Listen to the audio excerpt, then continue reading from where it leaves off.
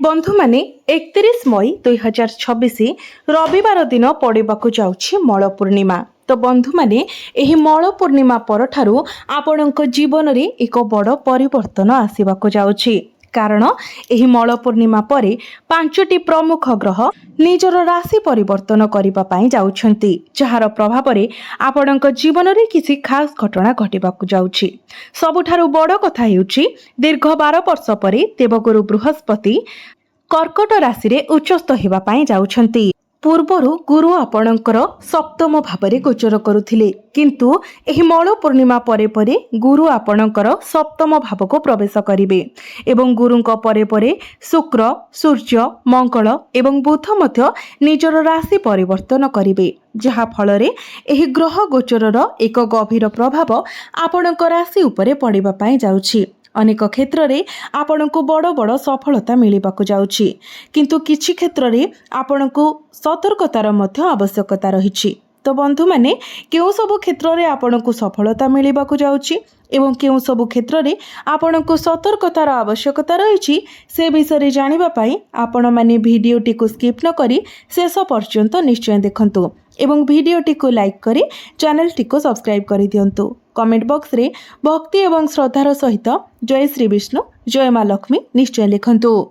बंधु माने जून मासटी आपणकर स्वप्न को वास्तवतारे परिणत करिबा पई एक मास। जून 2 तारिख रे गुरु कर्कट राशि रे उच्चस्थ हेबा पई जाउछंती। दीर्घ 12 वर्ष परे एही परे एक विरल संयोग घटुछि। गुरु आपणकर सप्तम भावरे गोचर करिवे। जून 2 तारिख रु गुरु सप्तम भावरे उच्चस्थ हेबे। दीर्घ 12 वर्ष परे गुरु आपणकर सप्तम भावरे गोचर करिवे। तो गुरु जेहेतु कर्कट राशि रे प्रवेश करूछंती, यह स्वाभाविक जे आपणकर व्यवसाय एवं वैवाहिक जीवन उभय उपरे गभीर प्रभाव पड़िबो। एहा परे द्वितीय रे जून 8 तारिख को शुक्र मध्य कर्कट राशि रे प्रवेश करिवे, अर्थात आपणकर सप्तम भावरे। एहा परे जून 15 तारिख को सूर्य मिथुन राशि रे प्रवेश करिवे, जे कि वर्तमान आपणकर पंचम भावरे गोचर करूछंती। जून 15 तारिख को आपणकर षष्ठ भाव को प्रवेश करिवे। षष्ठ भावटी हेउछि रोग, ऋण एवं शत्रुर भाव। तो एही परिवर्तन रु केउ सकारात्मक संकेत आशा करा जाय परिबो, ए सब विषय रे आजिर एही भिडियो रे आमे माने आलोचना करिबा। तो एहा परे जून 21 को मंगल वृष राशि रे प्रवेश करिवे, जहाकि आपणकर चतुर्थ भाव को। शेषरे जून 22 तारिख को बुध आपणकर सप्तम भाव को गोचर करिवे, कर्कट राशि रे प्रवेश करिवे। एक घटना जहा आपणक पई एक बड़ आशीर्वाद प्रमाणित हेबो। तो बंधु माने मो एबे आपणको सेही प्रमुख घटना गुड़िक विषय कहबाकू जाउछि, जहा जून मासरे आपणकर जीवन रे घटिबाकू जाउछि।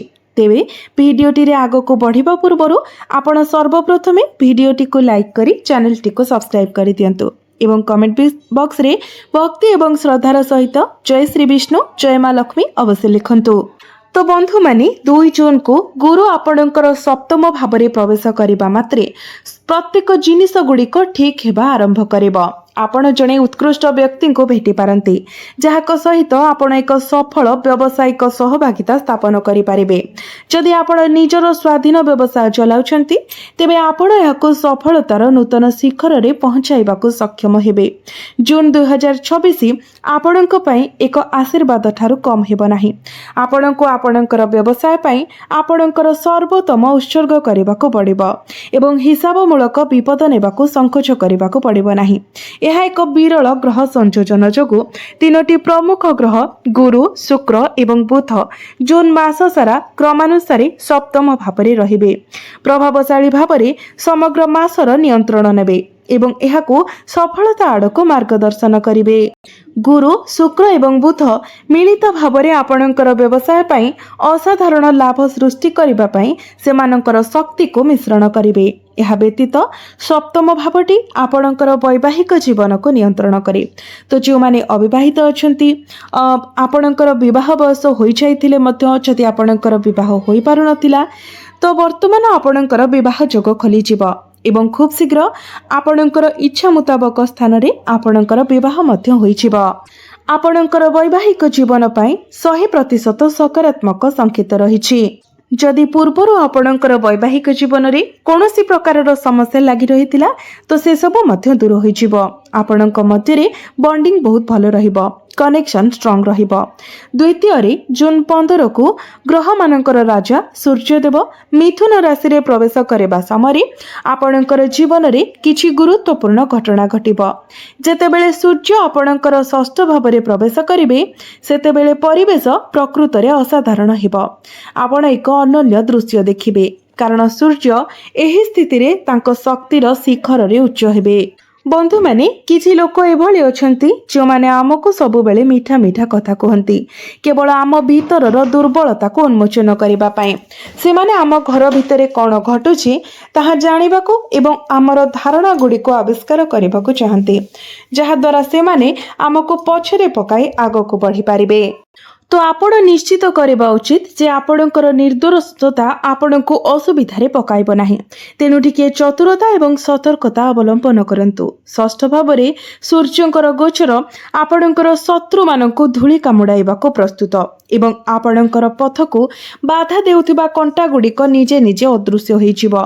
आपण केवल एही कथा मने रखंतु जे आपण आपणकर गुप्त कथा आपणकर व्यक्तिगत कथा काहा आगरे कहिबे नाही कारण एही समय एपरी जेतेबेले लोक माने विश्वासर योग्य नुहंती। वर्तमान समय आपण जहा उपरे विश्वास करथिले से आपणको विश्वासघात करबाको गोटे मुहूर्त पाई मध्य संकोच करिब नाही। तेनु वर्तमान समय आसीछि आपणकर निजर उन्नति उपरे ध्यान दियंतु निजको प्राथमिकता दियंतु। बंधु माने जून 15 तारिख को सूर्य षष्ठ भाव में प्रवेश करबा क्षणी आपणकर कार्य क्षेत्र में पदोन्नतिर दृढ़ संकेत देखा जाउछि। एहा व्यतीत वर्तमान नियुक्ति खोजुथिबा लोकंक पई सूर्य आपणकर चाकरी सुरक्षित करिबारे बहुत सहाय्य करिवे। आपण केवल आपणकर चेष्टा जारी रखंतु। जदि आपण किछि कॉम्पिटिटिव एग्जाम देइछंती सरकारी स्तरीय किछि परीक्षा देइछंती तो एथिरे एक बड़ सफलता आपणको प्राप्ति हेबा। तृतीय गुरुत्वपूर्ण घटना जहा एते असाधारण एवं आपणको संपूर्ण आश्चर्य करिदेब। जेतेबेले गुरुंकर दृष्टि आपणकर प्रथम भाव उपरे पड़िबो तो गोटिए कथा निश्चित जे आपणक मध्यरे मैच्योरिटी लेवल बढ़िबो आपणक मध्यरे सकारात्मकता बढ़िबो आपणक मध्यरे ज्ञान बढ़िबो आपणकर बाणी रे मध्य एक अट्रैक्टनेस आसीबो आपणकर कम्युनिकेशन स्किल बहुत भल रहिबो आपण निजर बाणी मध्यरे अनेक कार्य रे सफलता लाभ करिवे जो माने सहजरे व्यावसायिक चुक्ति गुडी को सील करि पारिबे एवं निजको मार्केटिंग क्षेत्र रे विशेषज्ञ बोली मध्य प्रमाणित करि पारिबे। आपणकर लग्न उपरे गुरुंकर दृष्टि आपणको एई भली सब चमत्कार शक्ति प्रदान करिवो। आपणकर कथावार्ता एवं आचरण रे एक मनमोहक आकर्षण रहिबो जहा आपणकर व्यक्तित्व को प्रकृत रे चुंबकीय करिबो। आपणकर मन उत्कृष्ट चिंताधारा रे परिपूर्ण हेबो। एपरि धारणा जहा जून मासरे आपणको पई केवल वास्तव लाभ प्रदान करिबो नाही बरं समाज मध्यरे आपणको अपार सम्मान एवं प्रतिष्ठा मध्य प्रदान करिबो। किंतु बंधु माने जून 21 तारिख सतर्क घंटी बाजिबा परे मने हेउछि कारण मंगल वृष राशि रे प्रवेश करिवे आपणकर पंचम भाव रे। तो शेयर मार्केट रे जड़ित व्यक्ति माने एक उच्च रिस्क उद्यम रे नियोजित जेकोसी व्यक्ति उपरे पड़िबो। लोभ द्वारा प्रेरित होई आपण प्रचुर आर्थिक क्षति सही पारंती। आपणकर जेकोसी मूल्य रे अत्यधिक लोभ ठारू दूरे रहिबाको पड़िबो। कोनोसी अवैध किंबा अनैतिक कार्यकलाप दूरे रुहंतु कारण जून 21 परे मंगल आपणकर पंचम भाव में गोचर करिवे एक एभली स्थान जहाँ आपणको विपदर आरंभ को संकेत दिए। जदि आपण कोनोसी इन्वेस्टमेंट विषय चिंता करूछंती तेबे अत्यंत सतर्कतार सहित आगको बढ़ंतु एवं बुद्धिमान भाव में आपणकर बुद्धि प्रयोग करंतु। जदि आपण केवल अन्य मानकु देखि किंबा लोभर बशवर्ती होई किछि इन्वेस्टमेंट करूछंती तेबे आपण क्षतिर सम्मुखीन होई पारंती आपण फसी जाई पारंती। यह व्यतीत जेहेतु पंचम भावटी प्रेम जीवनर भाव होता है तो आपणकर प्रेम संपर्क रे गुरुत्वपूर्ण समस्या मध्य सृष्टि होई पारे कारण आपणक मध्यरे अहंकारर भावना रहिबो। केवल प्रेम जीवन रे ही नुहे आपणको आपणकर क्यारियर रे आपणकर वैवाहिक जीवन रे आपणकर प्रेम जीवन रे अहंकार विवाद एवं जुक्ति तर्क ठारू निजको दूरे रखिबाको पड़िबो।